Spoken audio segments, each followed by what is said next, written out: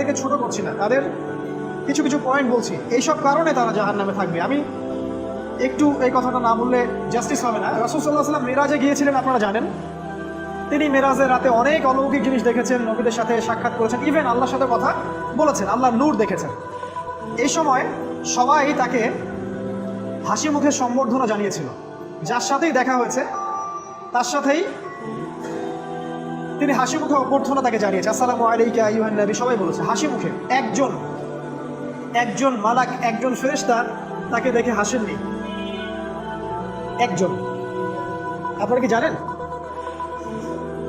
রাসূল সাল্লাল্লাহু আলাইহি ওয়াসাল্লাম অবাক হয়েছিলেন। তিনি বলেছিলেন যে, ইয়া জিবরিল, ওর চেহারাটা এত গম্ভীর কেন? সে আমাকে দেখে হাসছে না কেন? তার মুখে হাসি নাই কেন? জিবরিল আমিন বলেছেন যে তার নাম হচ্ছে মালাক, সরি তার নাম মালিক, তার নাম মালিক, সূরা যুখরুফের মধ্যে আছে, তার নাম মালিক। যেদিন থেকে আল্লাহ জাহান্নাম